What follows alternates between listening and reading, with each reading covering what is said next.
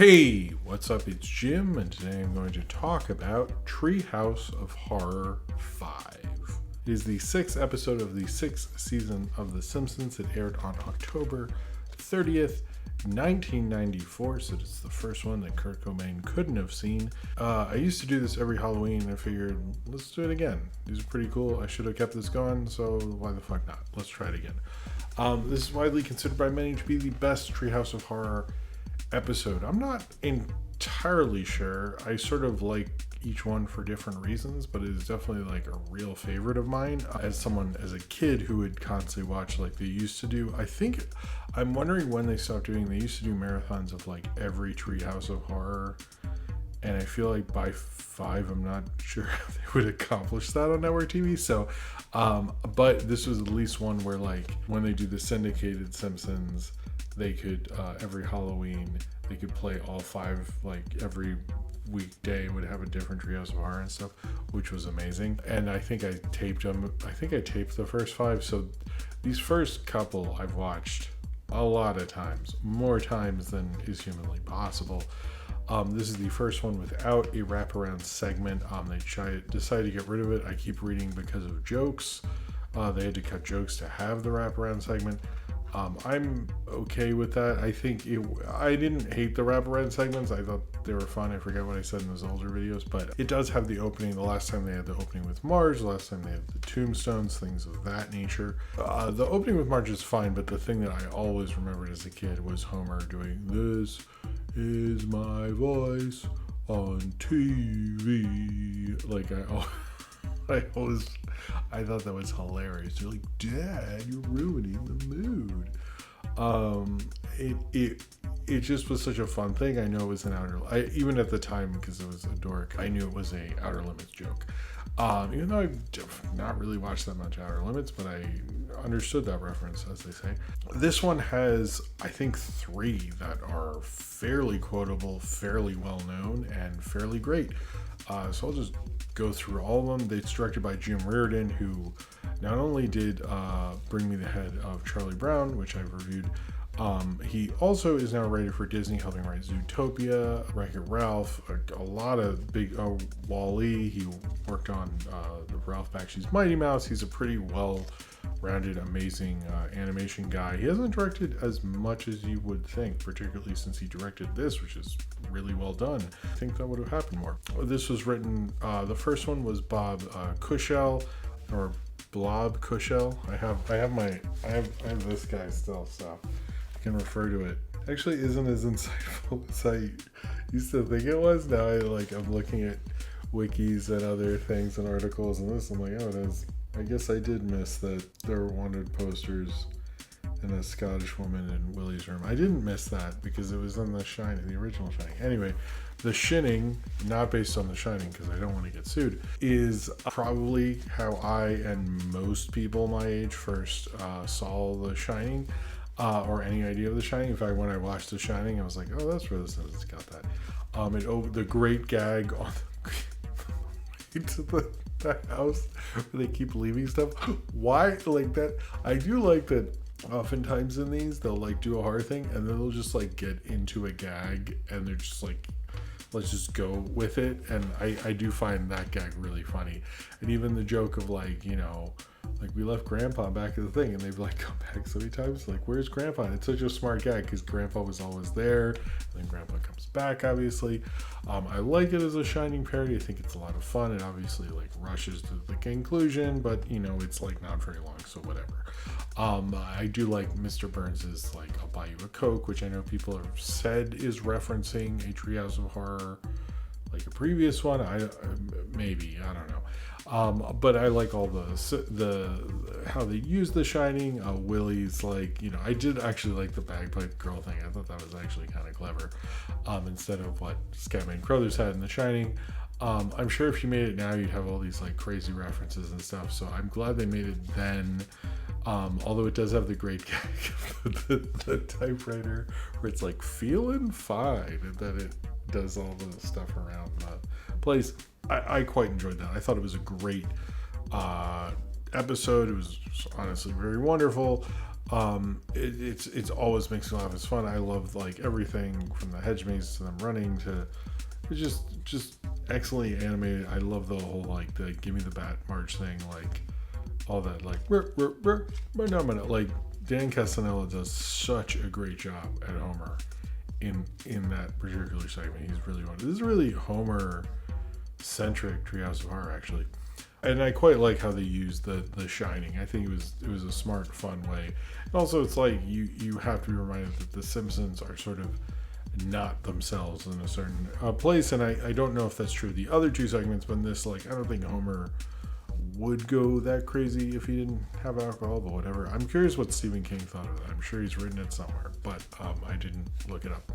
The second one, Time and Punishment, is of course based on the Ray Bradbury story, Sound of Thunder. I know they often do sci-fi stuff along with the horror stuff. You know, later on there's mixed cases of that and so forth, but I do think this one really works because it has the various horror elements as well as you can do surreal and weird, and Homer with the toaster.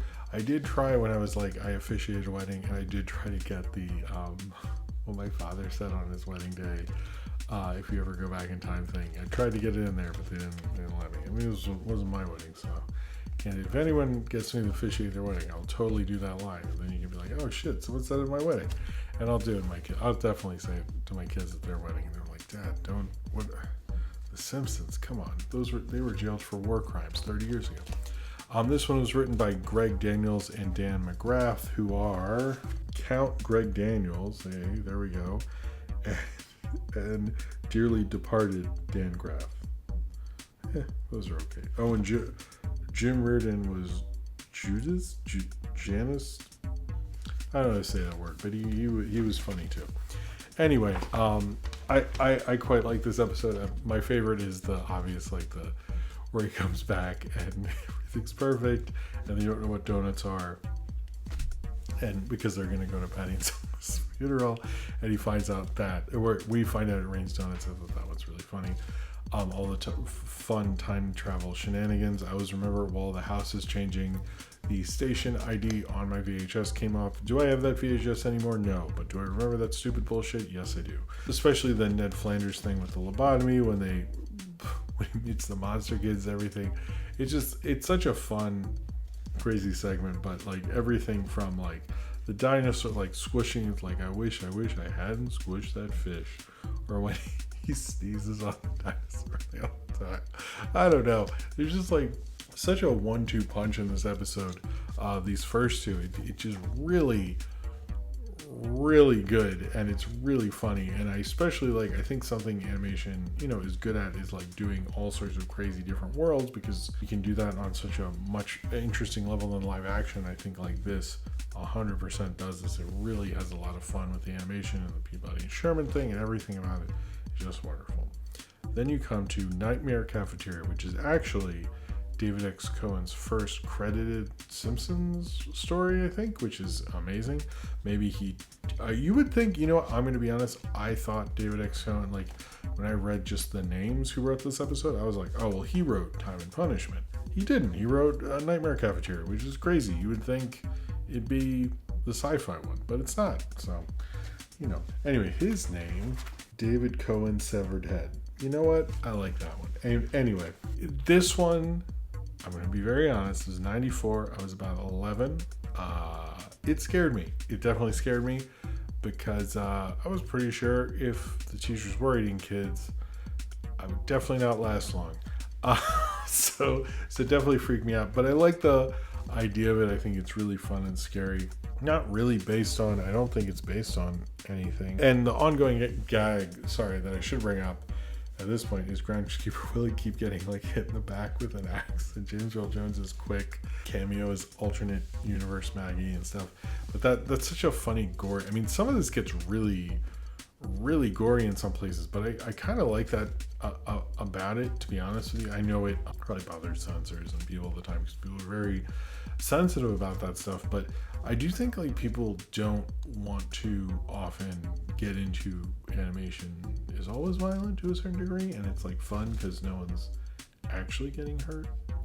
But everything with that school horror thing. I mean, I probably remember that more than Goosebumps books. I don't really remember what happened in any Goosebumps books, but I remember that, and that scared the shit out of me. That was like, there's later ones that scared my siblings, but I know that one freaked me out. Did I still watch it till the end every year? Yes, absolutely. But it did freak me out a little because I was like, oh man, if they're really eating kids, I don't think I'm lasting long. But it was like such a funny seeing the teachers get bigger and like sloppy Jimbo, and just such a kind of playful, kind of fun episode. I'm surprised no one's actually made a movie about that. So I'm glad the Simpsons got to do it. Now if they do it, they'll just say the Simpsons did it. And the flesh, the fog that turns people inside out is just ridiculous. Same with the couch guy. It's just like ridiculous fun, silly horror. There's honestly nothing I don't like about this one. I really like all of them. I like how it feels just perfect to me. Like everything from like, surely nothing will have to do with Simpsons children. Like, it's just, I don't know. It's just going to be me quoting it. This is what I want in Treehouse of Horror. I have no real complaints at all. I think I really do like the first 5, but I also overwatched the hell out of these first 5. There is like, I do think certainly when I rewatch The Simpsons, I haven't watched in a while, I can appreciate it, but this one's like maybe imprinted somewhere in my soul or something. But it is like, even when I think of The Shining, I might think of Homer doing his like, give me the bat march thing. But it's like, it's not just that it's horrific, it's funny. Like every single one of these is both horrific, scary, spooky, and funny. And it's like, that's one of the things I think The Simpsons and these Treehouse of Horrors do so well. And I think that's why this is such a great example of what they can do with Treehouse of Horror. I just love this thing. I definitely watched this like right the day before I was trick-or-treating at the time. I do not remember when it was in 94. Sorry, guys. But this, it's still called The Simpsons Halloween Special. I don't know when they stopped doing that exactly. I guess we'll find out if I do continue this, which I think I might. This was really kind of prime. Like, so I do quite like season 6. I have a lot of nostalgia for it, probably because I remember more of it when it aired. I didn't have lame parents who didn't let me watch The Simpsons. Maybe I did, but I put my foot down, I guess. Or my parents were like, I don't care enough, so just like whatever, you can watch your dumb cartoon show. Or like around the end of season 1. So I did see a lot of this air, and I loved watching the marathons. Treehouse of Horror was such a special thing. And I think part of why it's an institution is we got so many great years of it, and to have like this really good one in 5, I do think I have a little more nostalgia for like the first one and like the whole Raven thing, because I'm from Baltimore, and like Edgar Allan Poe's a huge deal there, and James Earl Jones reading it. But there's a certain like quickness and fun to this particular Treehouse of Horror that I think is just inescapable from the other ones, because I've been rewatching a bunch of them and they all have a different vibe. But this one is like horror, and like that whole thing with all the horror villains and all the references and all that stuff, it's all in there. But this just has a level of fun and willingness to mess with everything and mess with our expectations and do a silly thing that I just, maybe sure that's in all of them, but it just like feels like everything pops in such a perfect way. I don't know. I almost feel like this is unreviewable because it's just like so good. I'm just going to be like quoting things and pointing out what's great about it, because there's nothing to criticize. The only thing you criticize about it is that like they couldn't live up to this, but who could fucking live up to this? It's just absolutely wonderful, and probably one of the best horror comedies, television or anything has ever produced is probably Treehouse of Horror 5. So if you have seen Treehouse of Horror 5 and would like to talk about it, then comment below in the comments and subscribe if you would like to. Happy Halloween, everybody.